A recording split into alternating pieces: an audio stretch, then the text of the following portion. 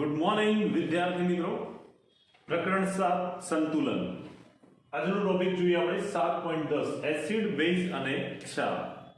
મિત્રો acid, base અને ક્ષાર આ ત્રણ પદાર્થ એને આપણે કેટલાક ઉદાહરણથી જોઈશું. સૌથી પહેલા વાત કરીએ આપણે એસિડ વિશેની. રોજિંદા જીવનમાં આપણે ઘણા બધા એસિડ, બેઝ અને ક્ષારોનો ઉપયોગ કરીએ છીએ. જેમ કે એસિડ માટે આપણે વાત કરીએ તો આપણે ઉપયોગ કરતા હોય એવા ઘણા બધા એસિડમાં સૌથી પહેલા વાત કરીએ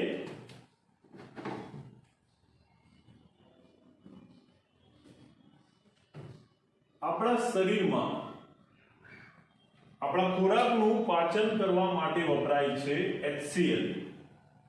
આપણા શરીરમાં જઠરમાં દૈનિક આ મંદ HCl જે ઉત્પન્ન થાય છે એ પાચન કાર્ય સાથે સંકળાયેલો છે.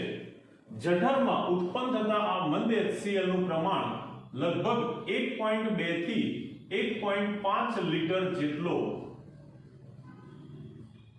દૈનિક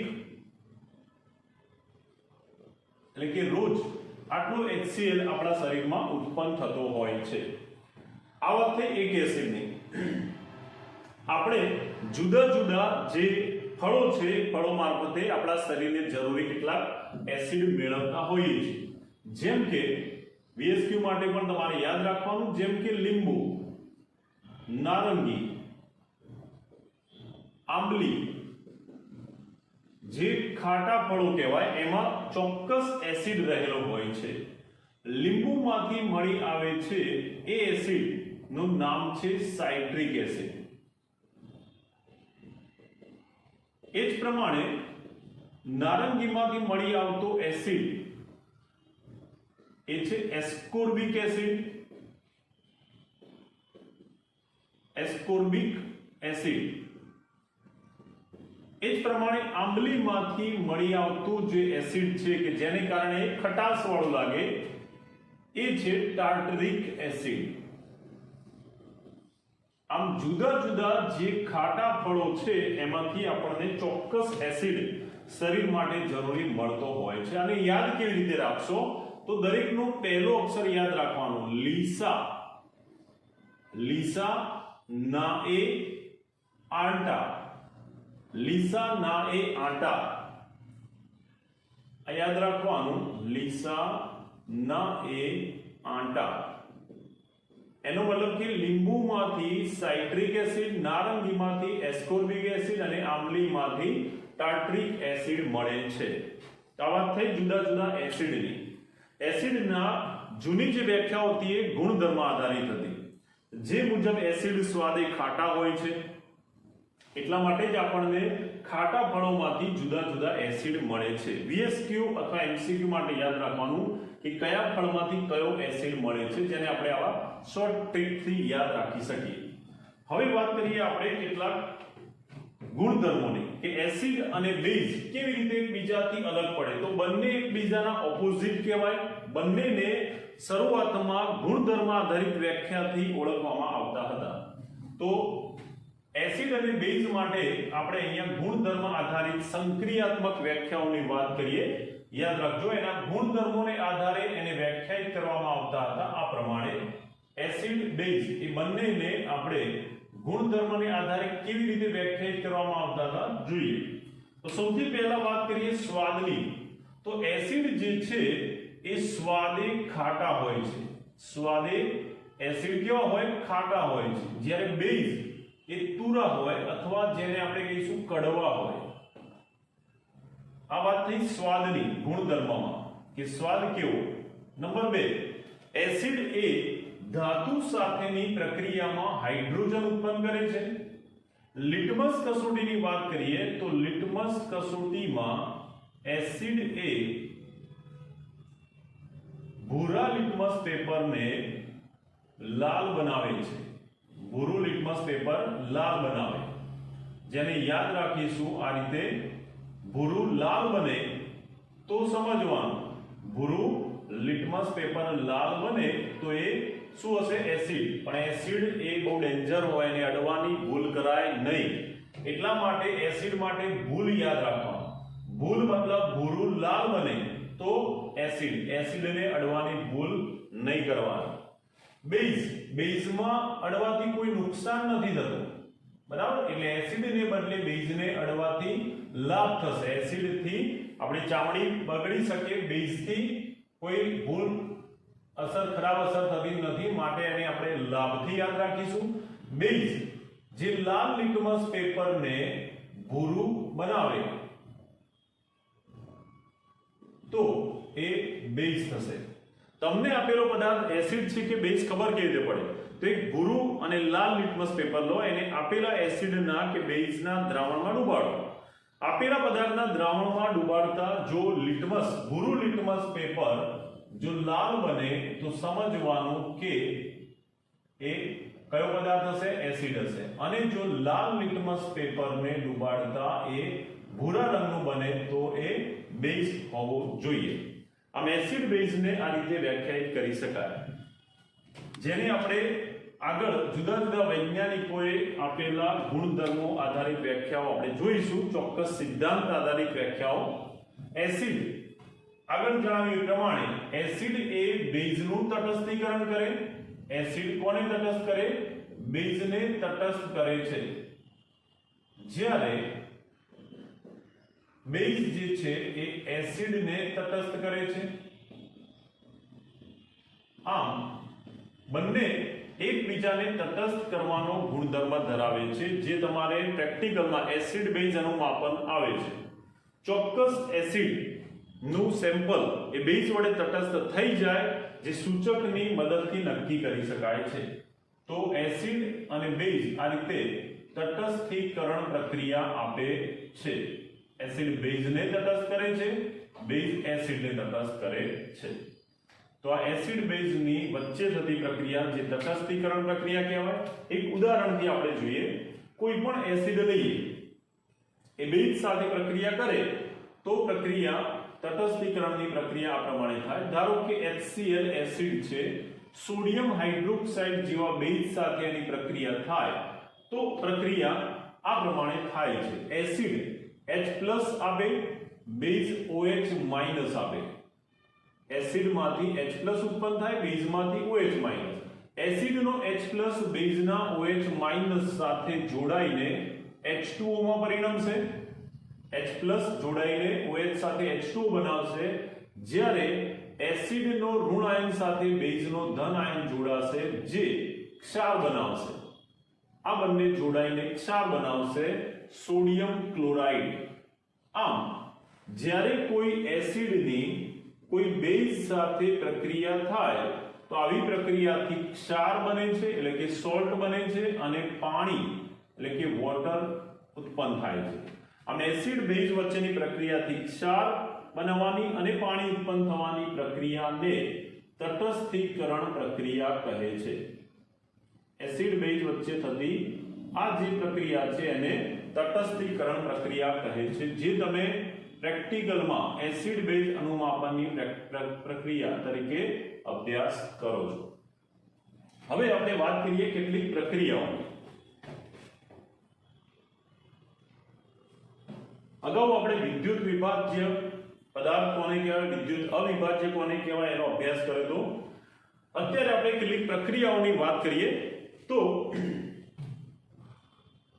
નંબર 1, સૌથી પહેલા આપણે જોઈએ પહેલી પ્રક્રિયા, જેને કહેવાય જલીયકરણ પ્રક્રિયા અથવા હાઇડ્રેશન પ્રક્રિયા.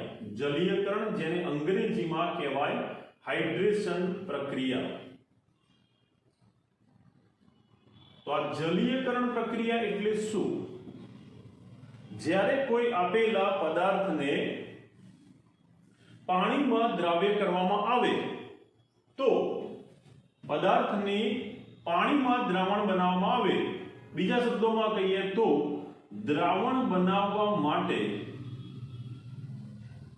ત્યારે પાણીનો ઉપયોગ દ્રાવક તરીકે જો પાણીનો ઉપયોગ કરવામાં આવે, દ્રાવણ બને ત્યારે દ્રાવક તરીકે પાણી લેવામાં આવે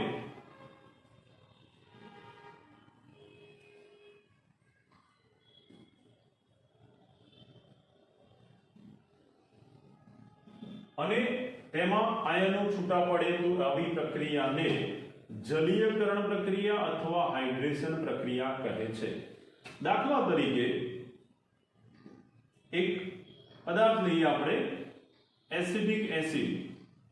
એનું જ્યારે પાણીમાં દ્રાવણ બનાવવામાં આવે તો આમાં દ્રાવણ બનશે ત્યારે દ્રાવક તરીકે પાણી વપરાયેલો છે, જેને કારણે એમાંથી આ રીતે એસિટેટ આયન બનશે જલીય દ્રાવણમાં આયન સ્વરૂપે, અને આ H+H2O સાથે H3O+ હાઇડ્રોનિયમ આયન બનાવે છે. આમ જ્યારે કોઈ વિદ્યુત વિભાજ્ય પદાર્થનું દ્રાવણ પાણીમાં બનાવવામાં આવે, વિદ્યુત વિભાજ્યનું દ્રાવણ બનાવવા માટે જો દ્રાવક તરીકે પાણીનો ઉપયોગ કરવામાં આવ્યો હોય તો એવી પ્રક્રિયાને જલીયકરણ પ્રક્રિયા કહે છે. નંબર 2, બીજી પ્રક્રિયાની વાત કરીએ જે સોલ્વેશન તરીકે ઓળખવામાં આવે છે. તો સોલ્વેશન ક્યારે કહેવાય? ધ્યાન આપજો. જ્યારે વિદ્યુત વિભાજ્ય દ્રાવણ બનાવવા માટે પાણી સિવાયનો દ્રાવક વપરાય તો એને સોલ્વેશન કહે છે. તો અહીંયા લખી દઈએ આપણે, વિદ્યુત વિભાજ્યના દ્રાવણ બનાવવા માટે જો આપેલા વિદ્યુત વિભાજ્ય પદાર્થનું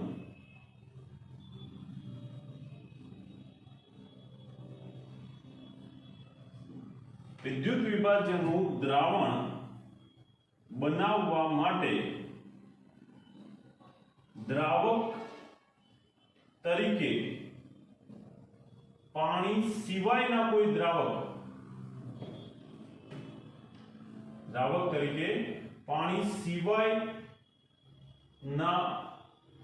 દ્રાવકનો ઉપયોગ કરવામાં આવે. આમ પાણી સિવાયના દ્રાવકનો ઉપયોગ કરીને જો કોઈ વિદ્યુત વિભાજ્યનું દ્રાવણ બનાવવામાં આવે તો એમાં થતી પ્રક્રિયા એ સોલ્વેશન પ્રક્રિયા તરીકે ઓળખાય છે. દ્રાવક તરીકે પાણી વાપરીને વિદ્યુત વિભાજ્યનું દ્રાવણ બનાવવાની પ્રક્રિયા જલીયકરણ, પાણી સિવાયના પદાર્થ જેમ કે કાર્બન ટેટ્રાક્લોરાઇડ, એસીટોન, બેન્ઝીન વગેરે જેવા પાણી સિવાયના દ્રાવકનો ઉપયોગ કરીને વિદ્યુત વિભાજ્યનું દ્રાવણ બનાવવામાં આવે તો દ્રાવણમાં થતી એ પ્રક્રિયા સોલ્વેશન કહેવાશે. નંબર 3, ત્રીજી પ્રક્રિયા જોઈએ જે છે વિયોજન પ્રક્રિયા. ધ્યાન આપજો, આ દરેક શબ્દ તમને ખબર પડવી જોઈએ. વિયોજનનો અર્થ થાય છૂટા પડવું. જેને આપણે ઉદાહરણથી સમજીએ. જે વિદ્યુત વિભાજ્ય પદાર્થમાં મૂળ આયનો જોડાયેલા હોય એ દ્રાવણમાં છૂટા પડે તો એને વિયોજન પ્રક્રિયા કહે છે. જેમ કે આપણે ઉદાહરણ લઈએ કે સોડિયમ ક્લોરાઇડ, જેને આપણે મીઠું કહીએ છીએ, જે એક આપણા રોજિંદા જીવનમાં વપરાતો એક ક્ષાર કહેવાય. આપણે વાત કરી કે આપણે રોજબરોજના જીવનમાં ઘણા બધા ક્ષારનો ઉપયોગ કરીએ છીએ, ખાવાનો સોડા, ધોવાનો સોડા, બરાબર, એ રીતે સોડિયમ ક્લોરાઇડ વગેરે. તો સોડિયમ ક્લોરાઇડ એનું જ્યારે પાણીમાં દ્રાવણ બનાવવામાં આવે તો આ પ્રક્રિયામાં સોડિયમ અને ક્લોરાઇડના આયનો જલીય દ્રાવણમાં મુક્ત થાય છે. જે જલીય દ્રાવણ એટલે કે એક્વાયસ સોલ્યુશન તરીકે આપણે એને આ રીતે લખીશું. Na+ ના જલીય દ્રાવણમાં આયનો, Cl- ના જલીય દ્રાવણમાં આયનો. આ જે પ્રક્રિયા છે એ પ્રક્રિયાને આપણે વિયોજન પ્રક્રિયા કહી શકીએ. કેમ વિયોજન કહી શકીએ? કારણ કે અહીંયા મુક્ત થયેલા આયનો એ મૂળ પદાર્થ સોડિયમ ક્લોરાઇડમાં પણ આયન સ્વરૂપે જ હતા. આમ જો આપેલા વિદ્યુત વિભાજ્ય પદાર્થમાં ઘન સ્વરૂપમાં પણ આયનો જ રહેલા હોય જે જોડાયેલા હતા અને એ આયનો અહીંયા છૂટા પડે છે. આ મૂળ પદાર્થમાં જો આયનો રહેલા હોય જે દ્રાવણ બને ત્યારે મુક્ત થતા હોય તો આવી પ્રક્રિયાને વિયોજન પ્રક્રિયા કહીશું. અહીંયા આયનો જોડાયેલા હતા જે વિયોજન એટલે કે છૂટા પડે છે, એટલા માટે આ પ્રક્રિયાને આપણે વિયોજન તરીકે ઓળખાવીશું. હવે જોઈએ ચોથી પ્રક્રિયા જેને આયનીકરણ પ્રક્રિયા કહે છે। અહીંયા એસિડ બેઝમાં આપણે મોટા ભાગે આયનીકરણ પ્રક્રિયાઓનો અભ્યાસ કરવાનો આવશે। તો ધ્યાન આપજો, આયનીકરણ પ્રક્રિયાને ટૂંકમાં એવું લખાય કે આયનો છૂટા પડવાની પ્રક્રિયા। આપેલો વિદ્યુત વિભાજ્ય પદાર્થમાંથી દ્રાવણ બનાવતા આયનો મુક્ત થાય। વિદ્યુત વિભાજ્ય પદાર્થ માંથી વિદ્યુત વિભાજ્ય પદાર્થ નું દ્રાવણ બને ત્યારે જો આયનો મુક્ત થતા હોય, આયનો મુક્ત થાય દ્રાવણમાં, ત્યારે દ્રાવણમાં આયનો મુક્ત થવાની પ્રક્રિયા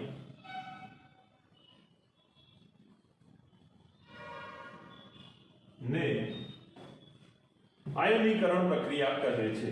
અહીંયા આપણે આયનીકરણ પ્રક્રિયા એને જુદા જુદા બે ભાગમાં જોઈશું। નંબર 1 સંપૂર્ણ આયનીકરણ પ્રક્રિયા અને 2 અંશતઃ આયનીકરણ, જે બંનેને ઉદાહરણ દ્વારા સમજીએ। કે સંપૂર્ણ આયનીકરણ એટલે શું? જો આપેલા વિદ્યુત વિભાજ્ય પદાર્થનું 100% આયનોમાં રૂપાંતર થાય તો આયનીકરણની આ પ્રક્રિયા સંપૂર્ણ આયનીકરણ થશે। જેમ કે જ્યારે આપણે કોઈ પ્રબળ વિદ્યુત વિભાજ્ય લઈએ, જેમ કે HCl એક પ્રબળ વિદ્યુત વિભાજ્ય છે, જેમાં હાઇડ્રોજન ક્લોરીન વચ્ચે ધ્રુવીય સહસંયોજક બંધ છે, પરંતુ આ HCl પ્રબળ વિદ્યુત વિભાજ્ય હોવાથી એનું જ્યારે પાણીમાં દ્રાવણ બનાવવામાં આવે તો એમાં રહેલા બધા જ H+Cl- આયન સ્વરૂપે છૂટા પડશે। HCl માં રહેલા બધા જ H+ આયનો અને Cl- આયનો મુક્ત થાય છે। ઉત્પન્ન થયેલા H+ આયનો H2O સાથે જોડાઈને H3O+ હાઇડ્રોનિયમ આયન બનાવી શકે અને Cl- ક્લોરાઇડ તરીકે મુક્ત થાય। પણ આ રીતે ઉત્પન્ન થયેલા જે આયનો છે એ જલીય દ્રાવણમાં સંપૂર્ણપણે આયનોમાં રૂપાંતર થાય છે। આમ જો આપેલા વિદ્યુત વિભાજ્યનું દ્રાવણ બનાવતા એ 100% આયનોમાં રૂપાંતર થાય તો આવી 100% આયનોમાં રૂપાંતર થવાની આયનીકરણ પ્રક્રિયા સંપૂર્ણ આયનીકરણ કહેવાશે। જેમાં સામાન્ય રીતે પ્રબળ વિદ્યુત વિભાજ્યનું આયનીકરણ સંપૂર્ણ આયનીકરણ હોય છે, પરંતુ જો કોઈ નિર્બળ વિદ્યુત વિભાજ્ય હોય, જેમ કે acetic acid CH3COOH, acetic acid જેવા નિર્બળ વિદ્યુત વિભાજ્યનું જ્યારે દ્રાવણ બનાવવામાં આવે તો એમાંથી પણ આયનો મુક્ત થશે, પણ આપેલા પદાર્થનું 100% આયનીકરણ થતું નથી। એમાંથી માત્ર 2-3% જેટલું જ આયનીકરણ થાય છે। એટલે ઉત્પન્ન થતા આયનો આ પ્રમાણે મળશે। એસિટિક એસિડમાંથી એસિટેટ અને H+ આયનો બનશે। આ CH3COO- જેને એસિટેટ આયનો કહેવાય એ જલીય દ્રાવણમાં આયન સ્વરૂપે જોવા મળશે અને આ H+ એ પણ અહીંયા H2O સાથે જોડાઈને H3O+ બનાવી શકે હાઇડ્રોનિયમ આયન સ્વરૂપે, જે જલીય દ્રાવણમાં આયન સ્વરૂપે મુક્ત થાય છે। પરંતુ અહીંયા બધો જ વિદ્યુત વિભાજ્ય પૂરેપૂરો આયનોમાં રૂપાંતર થતો નથી, એટલા માટે આયનોમાં રૂપાંતર થવાની આ આયનીકરણ પ્રક્રિયાને અંશતઃ આયનીકરણ કહે છે। પ્રબળ વિદ્યુત વિભાજ્યનું સંપૂર્ણ આયનીકરણ થાય, 100% આયનોમાં ઉત્પન્ન થાય, નિર્બળ વિદ્યુત વિભાજ્યનું અંશતઃ આયનીકરણ થાય છે। ઓકે, તો પ્રક્રિયાઓની આ જે વ્યાખ્યાઓ છે ઉદાહરણ સહિત તમને યાદ રહેવી જોઈએ। જ્યારે જ્યારે શબ્દ આવે સોલ્વેશન, જલીયકરણ, આયનીકરણ પ્રક્રિયા, તો એની વ્યાખ્યા સમજણ પડવી જોઈએ। ઓકે,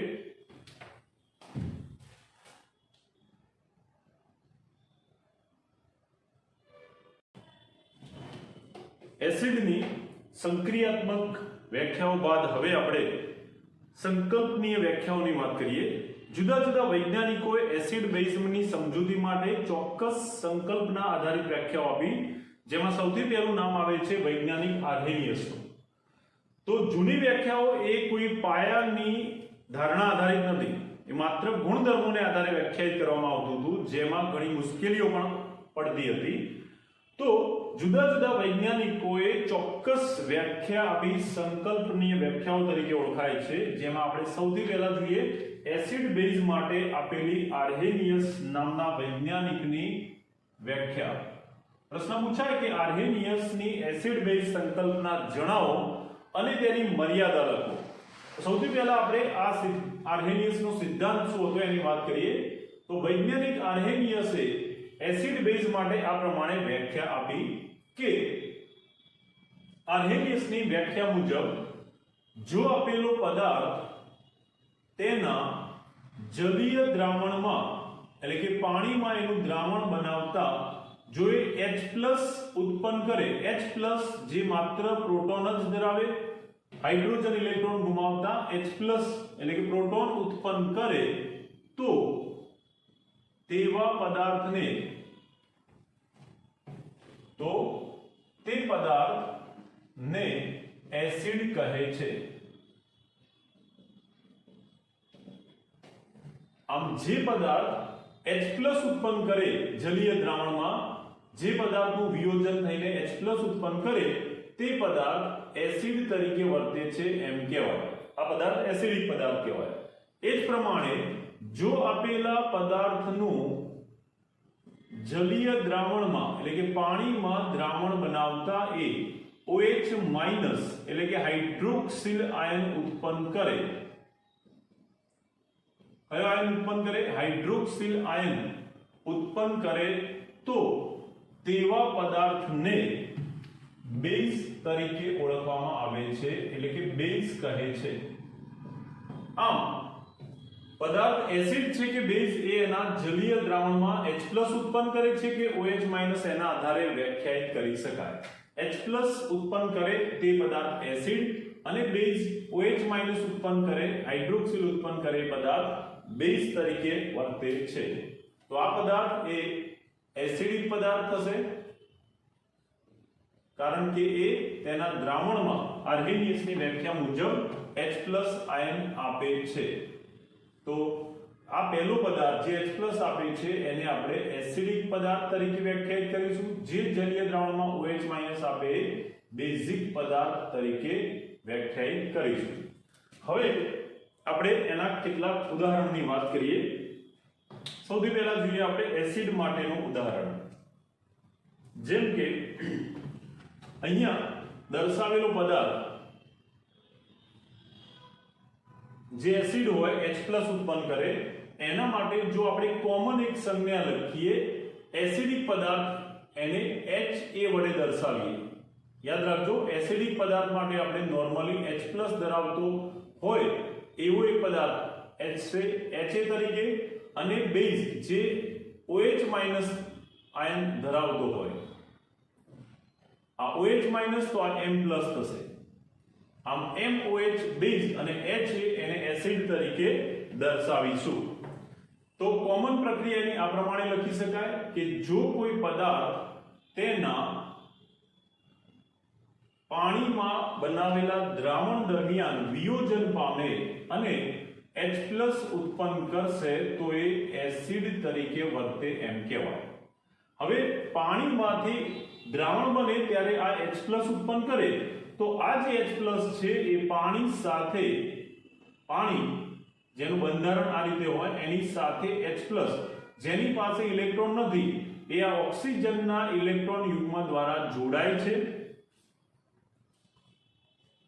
ઓક્સિજન પાસે જે વધારાનું અબંધકારક ઇલેક્ટ્રોન યુગ્મ છે H+ જેની પાસે ઇલેક્ટ્રોન નથી, એવું આ H+ એની ખાલી કક્ષકમાં ઓક્સિજનના આ ઇલેક્ટ્રોન યુગ્મ દ્વારા સવર્ગ સહસંયોજક બંધથી જોડાશે, ત્યારે આ બની જશે H3O+, જેને હાઇડ્રોનિયમ આયન કહે છે.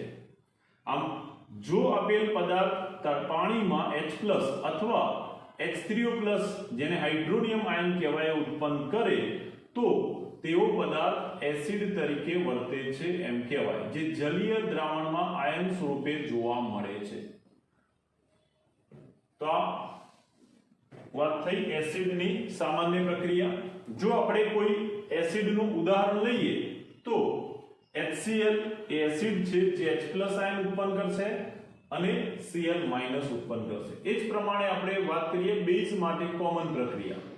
તો બેઝ એને આપણે કોમન દર્શાવીશું MOH, જેનું વ્યાખ્યા મુજબ પાણીમાં વિયોજન થાય ત્યારે એની સાથે રહેલો આ ધાતુ આયન ધન વીજભારિત આયન તરીકે અને એમાં રહેલો હાઇડ્રોક્સિલ આયન OH- સ્વરૂપે મુક્ત થાય છે જલીય દ્રાવણમાં આયન સ્વરૂપે. આમ આપેલો પદાર્થ H+ આપે છે માટે એસિડ તરીકે વર્તે છે અને આ પદાર્થ જલીય દ્રાવણમાં OH- આપે છે માટે એ બેઝ તરીકે વર્તે છે અથવા એને બેઝ તરીકે ઓળખવામાં આવે છે એમ કહેવાય આર્હેનિયસની વ્યાખ્યા મુજબ. પરંતુ આર્હેનિયસે આપેલી આ જે વ્યાખ્યા છે એ વ્યાખ્યા મુજબ એસિડ બેઝની સમજૂતી આપવામાં કેટલીક જગ્યાએ મુશ્કેલી ઉત્પન્ન થઈ, જેને આપણે આર્હેનિયસ એસિડ બેઝ સિદ્ધાંતની મર્યાદા અથવા ખામીઓ તરીકે જોઈશું. પ્રશ્ન પૂછાય કે આર્હેનિયસ એસિડ બેઝ ના સિદ્ધાંતની મર્યાદાઓ, આર્હેનિયસનો એસિડ બેઝ સિદ્ધાંત જણાવો અને તેની મર્યાદાઓ લખો. તેની મર્યાદાઓ એમાં તમારે આટલા મુદ્દા યાદ રાખવાના રહેશે કે આર્હેનિયસ એસિડ બેઝ સિદ્ધાંતમાં કઈ કઈ ખામી અથવા મર્યાદાઓ હતી. તો નંબર 1, પહેલી મર્યાદા અથવા ખામી કે આર્હેનિયસના સિદ્ધાંત મુજબ એસિડ એ તેના જલીય દ્રાવણમાં H+ ઉત્પન્ન કરે છે. આવો જે જલીય દ્રાવણમાં ઉત્પન્ન થતો H+, જેને આપણે પ્રોટોન કહીએ છીએ, એ સ્વતંત્ર નથી રહેતો. દ્રાવણમાં મુક્ત થયેલો H+ એટલે કે પ્રોટોન સ્વતંત્ર અસ્તિત્વ ધરાવતો નથી.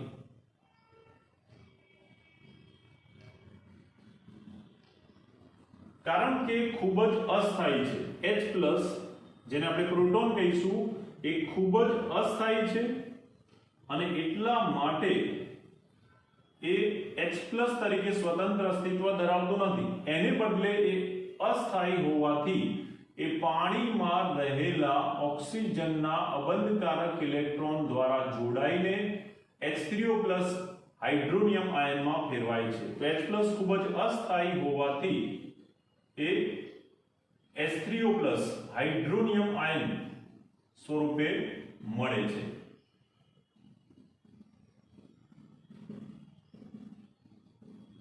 આમ વ્યાખ્યા મુજબ એસિડ એ H+ આપે એવું જરૂરી નથી. H+ ને બદલે H3O+ પણ સ્વરૂપે મળી શકે.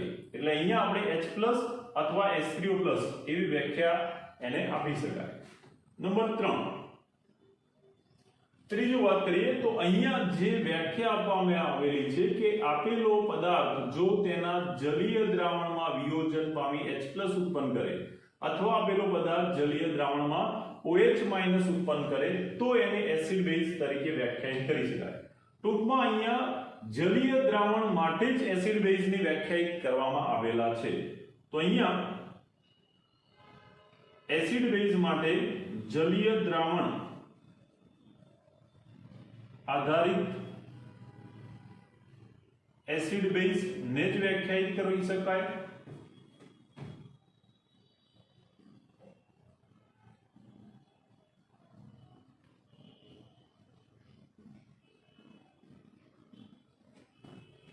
જેમ કે આપણે એક ઉદાહરણ જોઈએ અપવાદનું. દાખલા તરીકે આપણે લઈએ એમોનિયમ ક્લોરાઇડ. ધ્યાન આપજો, એમોનિયમ ક્લોરાઇડ એક વિદ્યુત વિભાજ્ય છે જેનું એમોનિયામાં બનાવેલું દ્રાવણ એ આ પદાર્થ એસિડિક હોવાનું પુરવાર કરે છે. આગળ વ્યાખ્યા જોઈ ગયા આપણે એ પ્રમાણે કે જો પદાર્થ એસિડ હશે તો બેઝનું તટસ્થીકરણ કરશે. તો એમોનિયમ ક્લોરાઇડ એ એમોનિયા જેવા દ્રાવકમાં એસિડ તરીકે વર્તે છે. આમ એમોનિયમ ક્લોરાઇડ એ એમોનિયા ના દ્રાવણમાં એસિડ તરીકે વર્તે છે। તો પાણી સિવાયના દ્રાવક એમોનિયા ના બનાવેલા દ્રાવણમાં એસિડ તરીકે વર્તે છે। એનો મતલબ કે આ વ્યાખ્યામાં માત્ર પાણીમાં H+ ઉત્પન્ન કરે OH- ઉત્પન્ન કરે એવા પદાર્થને વ્યાખ્યાયિત કરેલા છે। પાણી સિવાયના એમોનિયા કે અન્ય કોઈ દ્રાવક એમાં પદાર્થ એસિડ તરીકે વર્તે કે બેઝ તરીકે વર્તે એને વ્યાખ્યાયિત કરી શકાતા નથી, જે એની ત્રીજી મર્યાદા થશે। ચોથી મર્યાદાની વાત કરીએ, અહીંયા આપેલ વ્યાખ્યા મુજબ જો એસિડ હશે તો એ H+ ઉત્પન્ન કરશે। આમ H+ ઉત્પન્ન કરે તો જ એ એસિડ કહેવાય। પરંતુ કેટલાક એવા અપવાદ મળી આવ્યા કે જે આ વ્યાખ્યાને અનુસરતા નથી। જેમ કે એસિડ તરીકે વાત કરીએ આપણે BF3 જેને બોરોન ટ્રાઇફ્લોરાઇડ કહેવાય, એ એસિડ તરીકે વર્તે છે, પરંતુ એને આ વ્યાખ્યા લાગુ પડતી નથી। BF3 માં કોઈ H+ આયન જ નથી। વ્યાખ્યા મુજબ H+ આયન આપે મુક્ત કરે તો જ એસિડ કહેવાય। તો BF3 માં તો H+ છે જ નહીં, તેમ છતાં એ એસિડ છે। આમ BF3 એસિડ છે પણ H+ મુક્ત કરતો નથી। આમ H+ મુક્ત કરતો નથી, તેમ છતાં BF3 એ એસિડ તરીકે વર્તે છે। તો આવા એસિડને આ વ્યાખ્યા લાગુ પડતી નથી। એ જ પ્રમાણે આપણે બીજું ઉદાહરણ જોઈએ, એમોનિયા એ સ્વભાવે બેઝ તરીકે વર્તે છે, પરંતુ એમોનિયા OH- આયન મુક્ત કરતું નથી। અહીંયા આપેલી વ્યાખ્યા મુજબ, આર્હેનિયસની વ્યાખ્યા મુજબ જે પદાર્થ હાઇડ્રોક્સિલ આયન દ્રાવણમાં મુક્ત કરે તો એ OH- મુક્ત કરે એ બેઝ કહેવાય। તો અહીંયા તો એમોનિયામાં હાઇડ્રોક્સિલ આયન છે જ નહીં, આમ હાઇડ્રોક્સિલ આયન મુક્ત કરશે નહીં, તેમ છતાં એ બેઝ તરીકે વર્તે છે। તો BF3 જેવા એસિડ એમોનિયા જેવા બેઝ જે H+ કે OH- આપતા નથી, એવા એસિડ બેઝને વ્યાખ્યાયિત કરવા માટે આ વ્યાખ્યા ખોટી પડે છે। આ વ્યાખ્યા લાગુ પાડી શકાતી નથી। એટલા માટે આર્હેનિયસ એસિડ બેઝની આ સંકલ્પના આ ચાર મર્યાદા દર્શાવે છે। માટે નવા સંકલ્પના અથવા નવી એસિડ બેઝની વ્યાખ્યાની જરૂર પડી, જેના ભાગરૂપે લોરી બ્રોન્સ્ટેડ, લુઈસ જેવા વૈજ્ઞાનિકોએ વધુ સારી એસિડ બેઝ માટેની વ્યાખ્યા આપી, જે આપણે જોઈએ। હવે જોઈએ એસિડ બેઝની બીજી સંકલ્પના, બ્રોન્સ્ટેડ અને લોરી નામના વૈજ્ઞાનિકે આપેલી સંકલ્પના। ડેનિશ વૈજ્ઞાનિક બ્રોન્સ્ટેડ અને અંગ્રેજ વૈજ્ઞાનિક લોરી એમણે સંયુક્ત રીતે એક નવી એસિડ બેઝની વ્યાખ્યા આપી, જેને એસિડ બેઝની બ્રોન્સ્ટેડ લોરીની સંકલ્પના કહે છે। આ સંકલ્પના અથવા આ નિયમની અંદર બ્રોન્સ્ટેડ અને લોરીએ H+ એટલે કે પ્રોટોન આધારિત વ્યાખ્યા આપી હતી।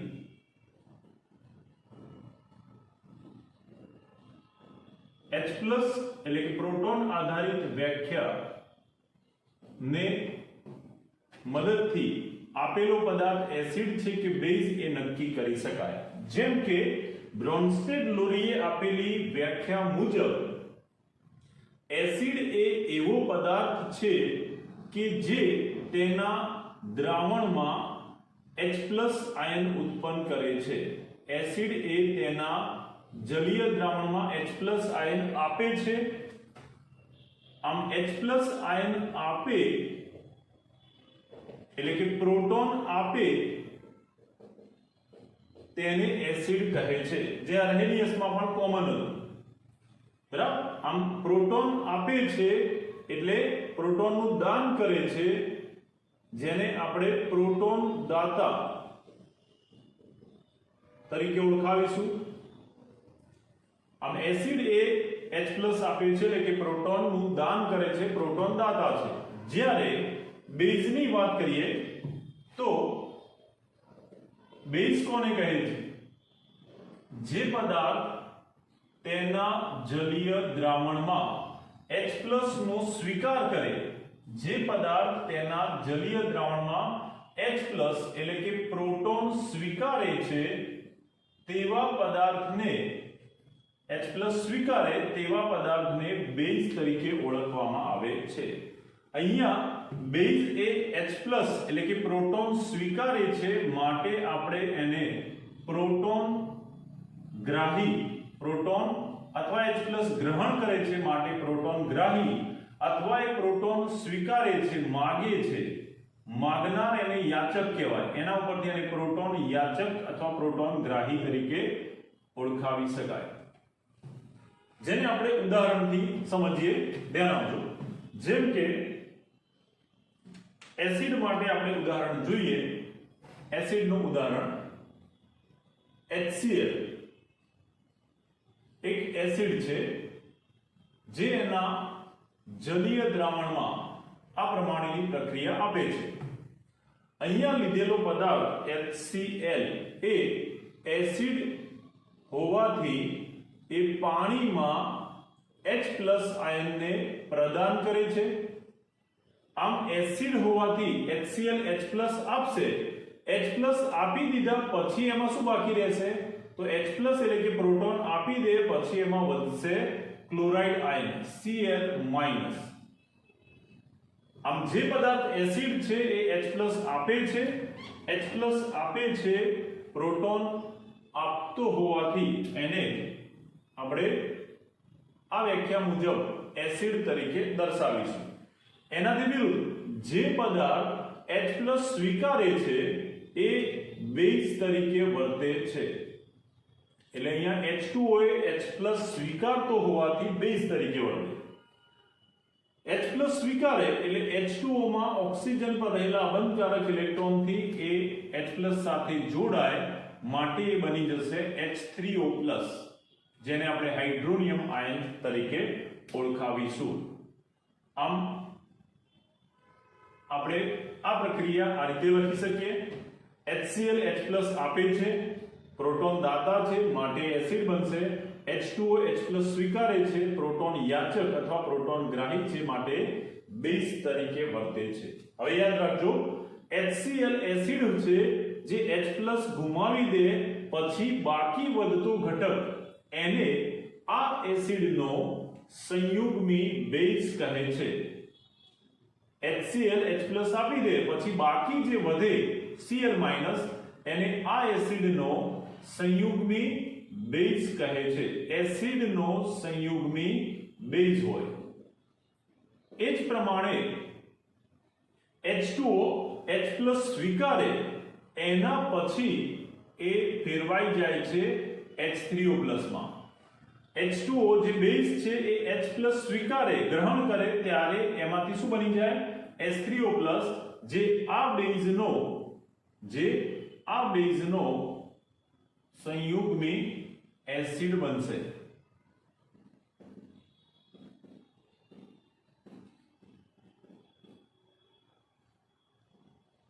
ટૂંકમાં એસિડ માંથી ઉત્પન્ન થશે સંયુગ્મી બેઝ અને બેઝ જે હશે એમાંથી બનશે સંયુગ્મી એસિડ. જો આપેલો એસિડ પ્રબળ હોય તો એનો સંયુગ્મી બેઝ નિર્બળ થશે, અને જો બેઝ નિર્બળ હોય તો એનો સંયુગ્મી એસિડ પ્રબળ થશે.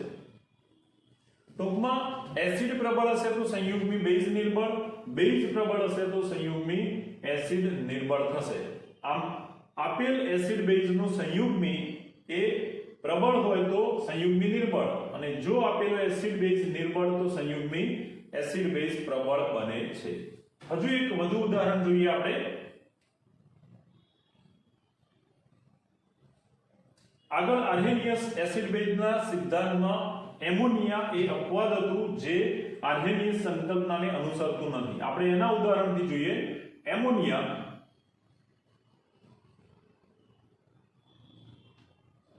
એનું પાણીમાં દ્રાવણ બનાવવામાં આવે તો આ પ્રમાણે પ્રક્રિયા થાય છે. એમોનિયા એ અહીંયા બેઝ તરીકે વર્તે છે, જેની સાપેક્ષે પાણીનો અણુ એસિડ તરીકે વર્તે છે. હવે આગળ વ્યાખ્યા જોઈ ગયા પ્રમાણે કે એસિડ એ H+ આયન આપે છે. આમ અહીંયા પાણીમાંથી H+ આયન એ એમોનિયા ગ્રહણ કરે. એટલે એમોનિયા જો H+ એટલે કે પ્રોટોન સ્વીકારે તો એમોનિયામાં H+ ઉમેરાતા બની જશે NH4+. શું બની જશે? NH4+. એમોનિયા પાસે રહેલું વધારાનું આ જે અબંધકારક ઇલેક્ટ્રોન યુગ્મ છે એ H2O માંથી ઉત્પન્ન થયેલા H+ સાથે આ સવર્ગ સહસંયોજક બંધથી જોડાઈને એમોનિયમ આયનમાં પરિણમે છે. H2O ની વાત કરીએ તો એ H+ આપી દે, પછી એમાં બાકી શું રહેશે? OH- હાઇડ્રોક્સિલ આયન બાકી રહે છે. તો અહીંયા આપણે જોઈએ કે એમોનિયા H+ સ્વીકારે છે. સ્વીકાર્યા પછી એમાંથી બનતો આ ઘટકને આ બેઝનો સંયુગ્મી એસિડ તરીકે ઓળખવામાં આવે. એમોનિયા એ શું છે? બેઝ છે. જે બેઝ માંથી ઉત્પન્ન થયેલો આ પદાર્થ એનો સંયુગ્મી એસિડ બનશે. એ જ રીતે H2O એસિડ છે, જેમાંથી H+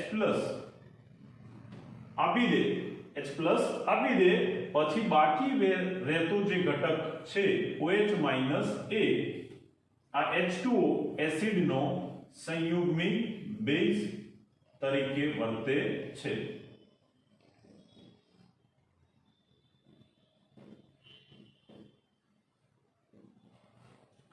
અહીંયા એમોનિયા એ નિર્બળ બેઝ હોવાથી એમાંથી મળતો સંયુગ્મી એસિડ પ્રબળ થશે.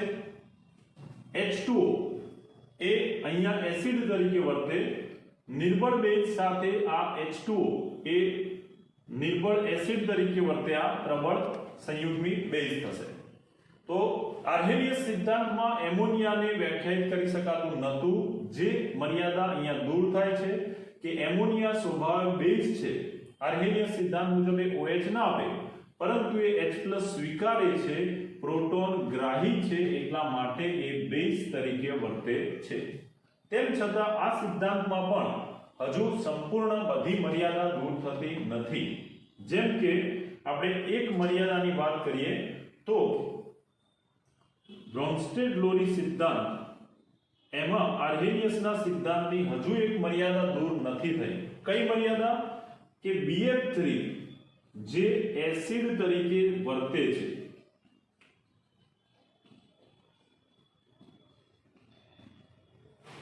BF3 જે એસિડ તરીકે વર્તે, તો અહીંયા આપેલી વ્યાખ્યા મુજબ એસિડ H+ એટલે કે પ્રોટોન આપવો જોઈએ, પરંતુ અહીંયા BF3 માં તો હાઇડ્રોજન છે જ નહીં, તો એ એસિડ હોવા છતાં H+ આપી શકતો નથી. માટે એને બ્રોન્સ્ટેડ-લોરીની વ્યાખ્યા પણ લાગુ પાડી શકાશે નહીં.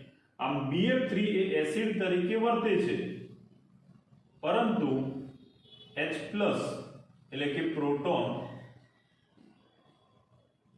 આપતો નથી, જે આ સિદ્ધાંતની એક મર્યાદા થશે. આ સિવાય આ સિદ્ધાંતમાં પણ H+ એટલે કે પ્રોટોનની હેરફેર દર્શાવેલી છે, જે હેરફેર માટે જલીય દ્રાવણનો ઉપયોગ કરવામાં આવે છે. એમોનિયમ ક્લોરાઇડ જેવા એસિડ એ પાણીમાં નહીં, પરંતુ એમોનિયા જેવા દ્રાવકમાં એસિડ તરીકે વર્તે છે. તો એને પણ આ સિદ્ધાંત મુજબ જલીય દ્રાવણને બદલે કોની સાથે પ્રક્રિયા કરવામાં આવે છે? એમોનિયા જેવા દ્રાવક સાથે. તો આ મર્યાદાઓ અહીંયા પણ એમને યથાવત રહે છે. માટે એક નવી વ્યાખ્યા રજૂ કરવાની જરૂરિયાત ઉત્પન્ન થઈ, જે સૌથી આધુનિક વ્યાખ્યા છે વૈજ્ઞાનિક લુઈસે આપેલી, જેને અભ્યાસ આપણે કરીએ. ત્રીજી વ્યાખ્યા જોઈએ. લુઈસ દ્વારા અપાયેલી એસિડ બેઝ સંકલ્પનાની સૌથી આધુનિક વ્યાખ્યા. તો વૈજ્ઞાનિક લુઈસ G.N. લુઈસે આર્હેનિયસ અને લોરી બ્રોન્સ્ટેડ સિદ્ધાંતમાં રહેલી જે મર્યાદાઓ હતી એને દૂર કરી શકાય એ પ્રમાણે એક નવી વ્યાખ્યા એસિડ બેઝ માટે આપી, જે લુઈસની એસિડ બેઝ સંકલ્પના તરીકે ઓળખાય છે. આ સંકલ્પનામાં એમણે આપેલો એસિડ કે બેઝ ઇલેક્ટ્રોન યુગ્મ વધારાનું અબંધકારક ઇલેક્ટ્રોન યુગ્મ પ્રદાન કરે છે કે મેળવે છે એના આધારે આ વ્યાખ્યાએ આપેલી. અગાઉ જે આપણે મર્યાદા જોઈ ગયા એ મર્યાદાને આ વ્યાખ્યા દ્વારા દૂર કરી શકાય. જેમ કે અગાઉ આપણે શીખી ગયા કે એમોનિયા BF3 જેવા એસિડ NH3 એમોનિયા જેવો બેઝ અને BF3 જેવા એસિડને જૂની વ્યાખ્યાઓથી વ્યાખ્યાયિત કરી શકાતા ન હતા, પરંતુ એ બંને અહીંયા વ્યાખ્યાયિત કરી શકાય. સૌથી પહેલા આપણે વ્યાખ્યા જોઈએ. લુઈસની વ્યાખ્યા મુજબ એસિડ કોને કહેવાય, બેઝ કોને કહેવાય? તો લુઈસે આપેલી વ્યાખ્યા મુજબ એસિડ, લુઈસની વ્યાખ્યા મુજબ એસિડ કોને કહેવાય? જે પદાર્થ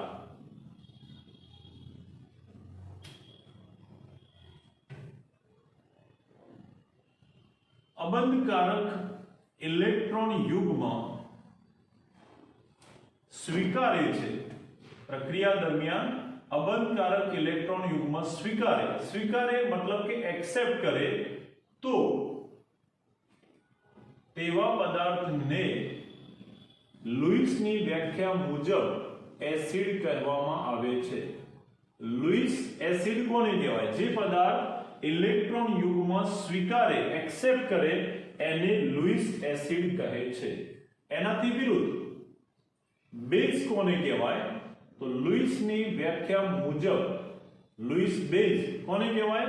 કે જે પદાર્થ પ્રક્રિયા દરમિયાન વધારાનું એટલે કે અબંધકારક ઇલેક્ટ્રોન યુગ્મ